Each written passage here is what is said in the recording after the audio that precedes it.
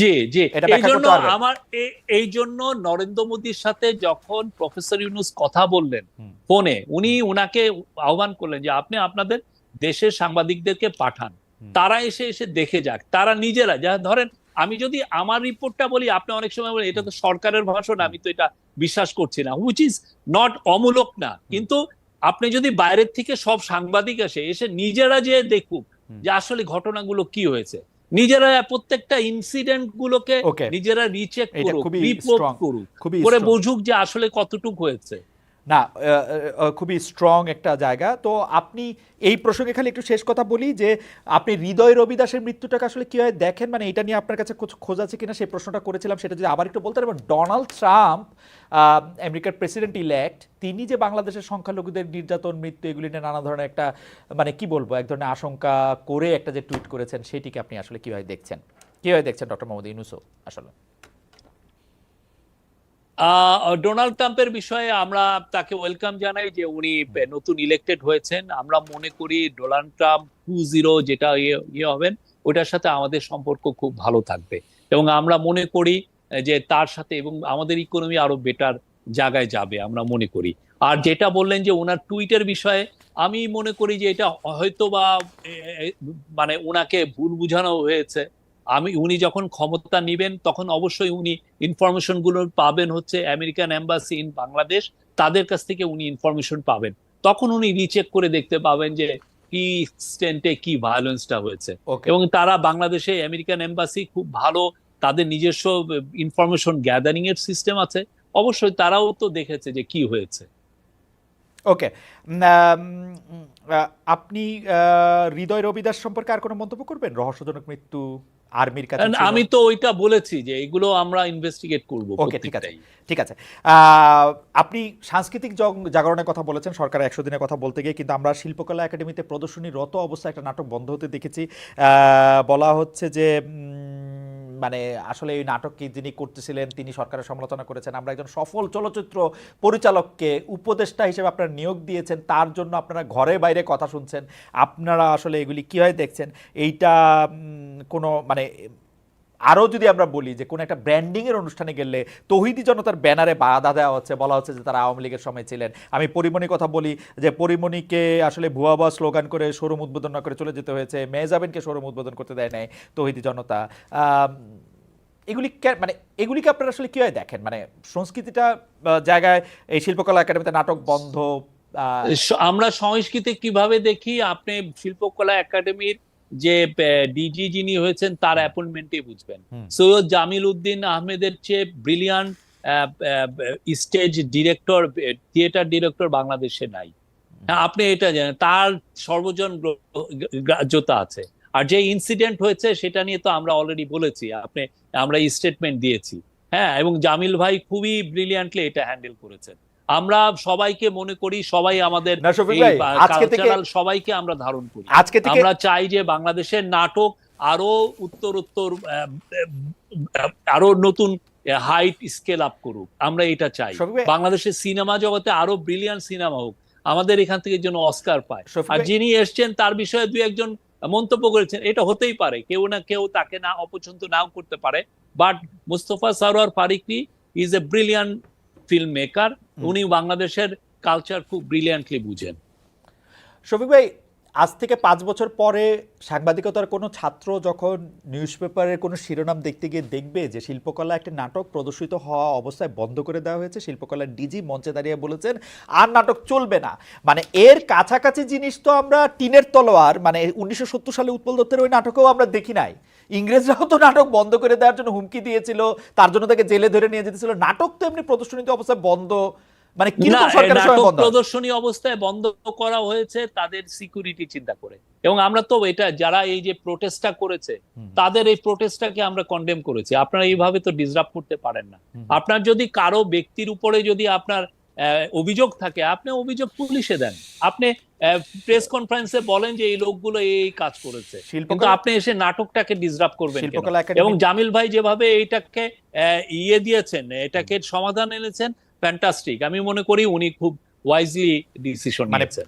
মানে পুলিশ ডেকে নিরাপত্তা দেওয়ার থেকে নাটক বন্ধ করে দেওয়াই ভালো তারপরে হয়েছে। দেখেন না আবার নাটক তো দেওয়ার বন্ধ করে। পুরো তো এরপরে আপনি 5 বছর পরে ওরা দেখবে যে বাংলাদেশের একটা সাংস্কৃতিক পুনর্জাগরণ হয়েছে, যেখানে Okay. সবাই খুব ভালো ভালো ইয়ে করছেন, খুব আর ব্রিলিয়ান্ট নাটক হচ্ছে, ব্রিলিয়ান্ট সিনেমা হচ্ছে।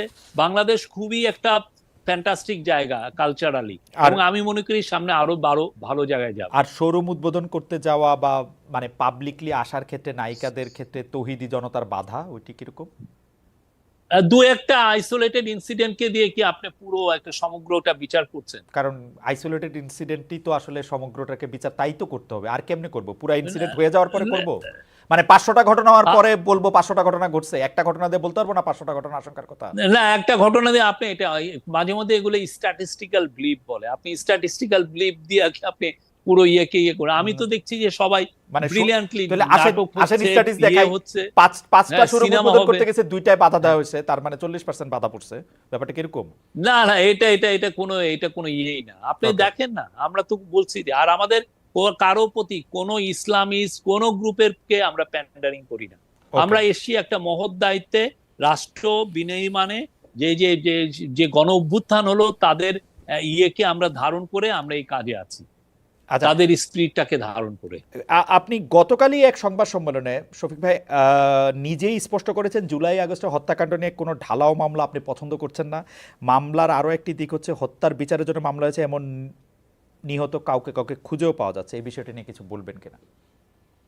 আপনি কালকে স্পষ্ট করেছেন না, যে আপনি আমরা কোনো ঢালাও মামলা- আমাদের পুলিশের কাছে এটা বলা হয়েছে যে যদি কারোকে হয়রানিমূলক মামলা করা হয়, আপনারা প্রত্যেকটা মামলা তাড়াতাড়ি আপনারা এগুলো ইনভেস্টিগেট করেন।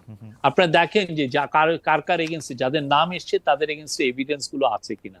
এভিডেন্স গুলো না হলে তাদের নামটা ফেলে দেওয়া হোক। এটা পুলিশকে সেই সেপ্টেম্বর মাসে এটা বলা হচ্ছে। ওকে, আপনি একটু পলিটিক্যাল অ্যানালিস্ট হিসেবে দেখবেন কিনা যে আওয়ামী লীগ সরকারের পতন আন্দোলনে কিন্তু সবাই আমরা একসঙ্গে ছিলাম, মানে বামপন্থী, মানে পলিটিক্যাল পার্টিগুলির কথা আমরা বলতেছি আর কি, যে আমরা তো ছিলামই। পলিটিক্যাল পার্টিগুলি বামপন্থী, বিএনপি, এমনকি বাম ধারার বুদ্ধিজীবী যারা আছেন তারাও অনেক ক্ষেত্রে সরাসরি আন্দোলনে অংশ নিয়েছেন, পুলিশের বুকের সামনে দাঁড়িয়েছেন, অনেক কিছু করেছেন। কিন্তু এখন তারা অন্তর্বর্তীকালীন সরকারের সমালোচনাই শুরু করেছেন, কিছু ক্ষেত্রে বিরোধিতা করছেন। কিন্তু আপনি যেটা বলছেন যে আপনার আলাদা করে কারো মানে কিছু বলা নাই, তাদের মানে ইসলামপন্থী ধর্মীয় বক্তা তারা কিছু কিছু বিষয় আপনাদের সমর্থন করেছেন, আবার কিছু কিছু উপদেষ্টা নিয়োগ জ্ঞান এগুলি নিয়ে আবার মানে বিরোধিতাও করছেন। আপনারা এটাকে কিভাবে দেখেন? আপনারা কি কোনো যে যারা আপনি তো মানে সোশ্যাল মিডিয়াতে অনেকে অনেক কথা লিখতেই পারে। হ্যাঁ, আমরা সবাইকে মানে কনস্ট্রাকটিভ ক্রিটিসিজম আমরা ওয়েলকাম করি, যে কোনো কনস্ট্রাকটিভ আমরা ওয়েলকাম করি।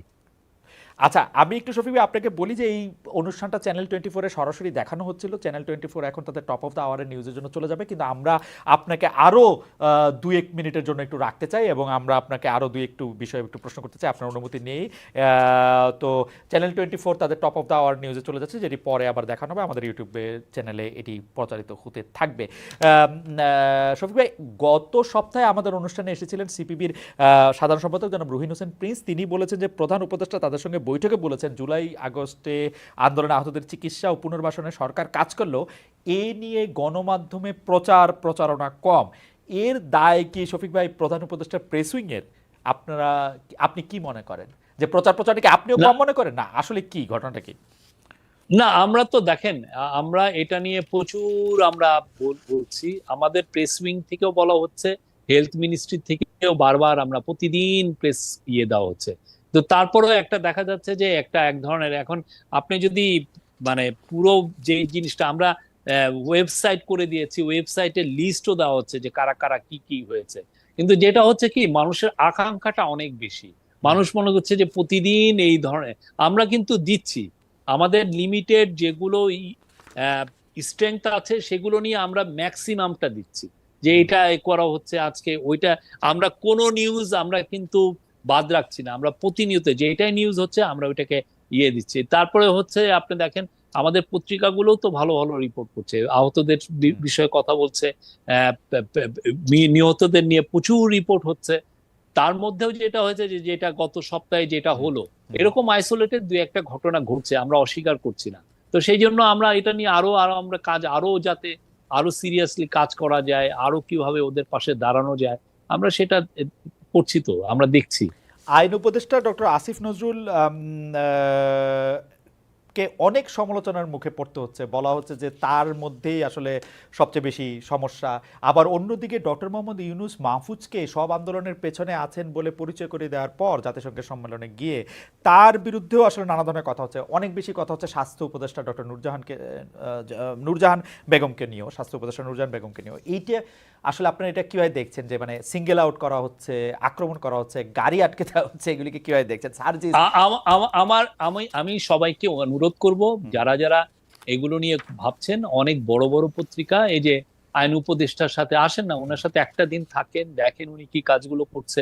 বা নূরজাহান আপাকে নিয়ে হচ্ছে, নূরজাহান আপার কাজগুলো দেখেন, উনি তো যথেষ্ট ডেডিকেটেড হয়ে কাজ করছেন। আপনারা এসে তার সাথে থেকে দেখেন যে উনি কাজের মধ্যে কোনো গাফলতি করছেন কিনা, ওনার কাজগুলো নিয়ে উনি কি অবহেলা করছেন কিনা, আপনারা দেখেন না। আমরা সমস্ত সাংবাদিককে ইনভাইট করি, আসেন দেখেন।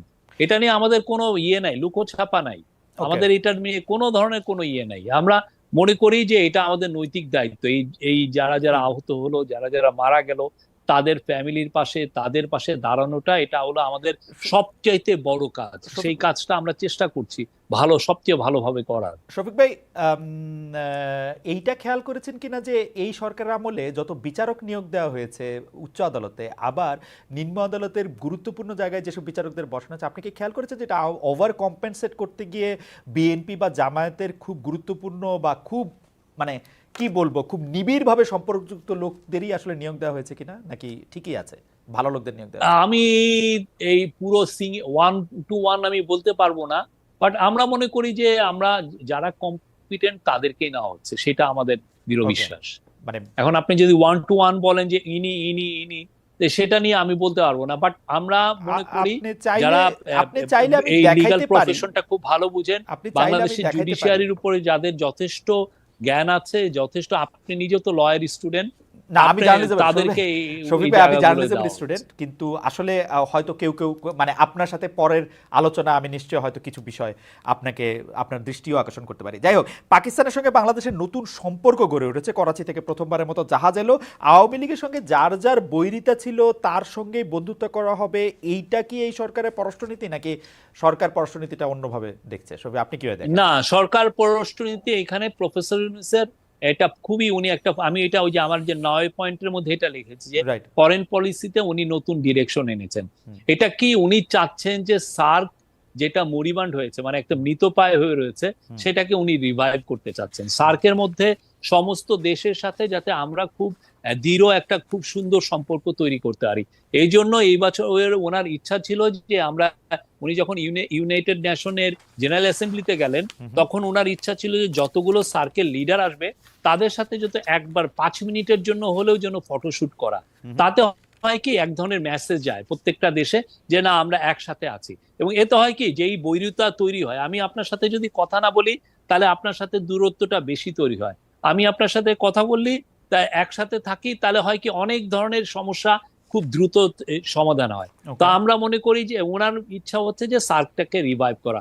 সেই আলোকে আপনি জানেন নেপালের থেকে 40 মেগাওয়াটের আমরা পাওয়ার আনছি, ইন্ডিয়ান গ্রিডকে ব্যবহার করে। তো এটা উনি চাচ্ছেন, স্যার চাচ্ছেন যে একটা সাউথ এশিয়া গ্রিড যদি হয়, তাহলে এমনও হয় যে নেপালের 40,000 মেগাওয়াট বিদ্যুৎ ওরা উৎপাদনের ওদের অ্যাবিলিটি আছে, সেটাকে আমরা ট্যাপ করে বাংলাদেশে আনতে পারবো। সেক্ষেত্রে আমার কয়লা পুড়িয়ে, মানে ফসিল ফুয়েল পুড়িয়ে তাহলে আর আমার বিদ্যুৎ আনতে হয়। ঠিক তেমনি পাকিস্তানের সাথে আমার সম্পর্ক, আর যে শিপের কথাটা বললেন, সেই শিপটা কিন্তু দুবাই থেকে ছেড়েছে, জেবেল আলী পোর্ট থেকে ওইটা করাচিতে টাচ করেছে, পরে তারপরে চিটাং এ আসছে, চিটাং থেকে ইন্দোনেশিয়ার একটা পোর্টে গেছে, ওইখান থেকে মালয়েশিয়ার পোর্ট ক্ল্যানে যায় এটার সমাপ্তি হয়েছে। তো এখন এটাকে ইন্ডিয়ান পত্রিকাগুলো যেভাবে বলছে সেটা তো একদম ভয়াবহ না, রকমের ইন্ডিয়ান পত্রিকা ডাহা জয় বলছে, মিথ্যা একটা না না, বিষয়। ইন্ডিয়ান তো পত্রিকা আর জয় বলছে আমি পাকিস্তানের সেই জায়গায় যাচ্ছি না, কিন্তু পাকিস্তান পাকিস্তানের সাথে বাংলাদেশের এডমিরালিটি ওই চুক্তি পুনর্ভাবে না লেখা হলে এটা আসা সম্ভব হতো না, যেহেতু এটা করাচি টাচ করেছে সেই জন্যই না, সেটা ফিটার। অসুবিধা কি? না, পাকিস্তানের আমার সাথে কোনো আমাদের অসুবিধা নাই, সম্পর্ক আমার কোনো অসুবিধা নাই, না, আমার কোনো অসুবিধা নাই। আমরা সবার আমার কাছে সাথে আমার খুবই সুবিধা লাগে, প্রত্যেক আমার কাছে খুবই সুবিধা প্রত্যেকটা লাগে। দেশের সাথে আমরা ভালো আমার খুব সম্পর্ক চাই। সুবিধা লাগে, কারণ হচ্ছে শেখ হাসিনাও তো ইমরান খানকে ফোন করেছিলেন, এক ধরনের কমিউনিকেশন ইনিশিয়েট করেছিলেন, সেটা হয়তো তিনি জারি রাখতে পারেন নাই, নানা ধরনের দুর্বলতা তার ছিল, সেটা আমার কোনো অসুবিধা নাই, আমার কাছে সেটা সুবিধাই মনে হয়। কিন্তু আমি যেটা জানতে চাইতেছিলাম যে মানে আওয়ামী লীগ যেগুলি করতে পারে নাই সেগুলি করার ব্যাপারে আপনারা দায়িত্ব অনুভব করছেন, নাকি সেগুলি এটা মানে অর্থনৈতিক না, এটা ধরেন আপনি পাকিস্তানের থেকে, পাকিস্তানের আপনি জানেন ইয়ার্ন খুব, ওরা ব্রিলিয়ান্ট, ওদের ইয়ার্নে ওদের একটা কম্পিটিটিভ অ্যাডভান্টেজ আছে। আমি যেইখান থেকে পণ্য আনলে আমি মিনিমাম সুবিধা পাবো, আমি সেই জায়গায় যাব। আমার ওই বৈরি আমি রেখে আমার লাভ নাই, আমার ইকোনমি তাতে হয়। আমার এই যে পেঁয়াজ, আমি দেখছি যে ইন্ডিয়ার থেকে পেঁয়াজ আনলে আমার পাকিস্তানে এই বছর পেঁয়াজ ভালো হয়েছে, আমি যদি পাকিস্তানেতে কম দামে পেঁয়াজ আনতে পারি, হোয়াই নট, আমি নিয়ে আসি। তা আমি এই যে আরেকটা দেশকে আমি ইয়েতে রেখে, আমি ট্রেডের ক্ষেত্রে we want to be good friends of everyone. Okay, শেষ প্রশ্ন, আপনি আপনার জায়গা থেকে যে নেপাল থেকে যে আপনি বিদ্যুৎ আনতে করতে বলছেন, সেটাতে তো আসলে করিডোর হিসেবে ভারতের মাটি ব্যবহার করতে হবে, সেই ব্যাপারে আপনাদের কথা হয়েছে কিনা ভারতের সঙ্গে? সেই ব্যাপারে আমরা স্যার বারবার বলছেন যে উনি চান একটা সাউথ এশিয়া গ্রিড হোক। সাউথ এশিয়া গ্রিড হলে যেটা হবে যে নেপাল, ভুটান, আপনি জানেন ওদের যে নদীগুলোতে হাইড্রো ইলেকট্রিসিটি হওয়ার একদম পারফেক্ট জায়গা, এবং নেপাল একটা এস্টিমেট করে দিয়েছে ওরা 40,000 মেগাওয়াট বিদ্যুৎ ওরা উৎপাদন করতে পারে, কিন্তু 40,000 মেগাওয়াট ওরা বিদ্যুৎ উৎপাদন করলে ওদের তো ওই মার্কেটটা নাই, এত বিদ্যুৎ তো ওদের লাগে না। তো আবার যেটা এক্সট্রা বিদ্যুৎ ওরা বাইরে বিক্রি করতে, আমরা খুবই ইচ্ছুক আমরা নিতে, ওরাও বিক্রি করতে চায়। আমাদের যেটা করতে হবে, নেপালের সাথে আমাদের একটা দূরত্ব হচ্ছে 40 মাইলের মতো, রাইট, সেই জায়গাটা ইন্ডিয়ান গ্রিডটা, এবং আমরা ইন্ডিয়ার সাথে এই ব্যাপারে কনফিডেন্স বিল্ডিং মেজার নিচ্ছি যাতে করলে সেটা ইন্ডিয়া কিনবে না কেন? শফিক ভাই, নেপাল বিদ্যুৎ উৎপাদন করলে সেটা ইন্ডিয়া কিনবে না কেন? ইন্ডিয়া তো আরো বেশি এনার্জি, না ইন্ডিয়াও কিনছে, আমরা তো ওয়েলকাম করি, এই জন্যই সাউথ এশিয়া গ্রিডের কথা। যে ইচ্ছা কিনুক, অসুবিধা নাই, আমিও কিনি, তুমিও কিনো, সবাই একটা গ্রিড ব্যবহার করে, এটা ইউরোপে আছে না, ইউরোপিয়ান ইউনিয়ন ভুক্ত দেশে আছে না। আমরা শফিক ভাই আপনাকে অনেক ধন্যবাদ দিতে চাই, 1 ঘন্টার কথা বলে আপনাকে আরো 2 মিনিট আমরা একটু বেশি রাখলাম, সেই জন্য কিন্তু আপনার সাথে সকল বিষয়ে কথা বলে একটা আসলে আমরা দর্শকরাও নিশ্চয়ই অনেক বিষয়ে জবাব পেয়েছেন, আপনি খোলাখুলি উত্তর দিয়েছেন এবং এক ধরনের দিক নির্দেশনার মতো হয়েছে, এবং আপনি অনেকক্ষণ আমাদের সঙ্গে ছিলেন। শফিক, আপনাদের কৃতজ্ঞতা।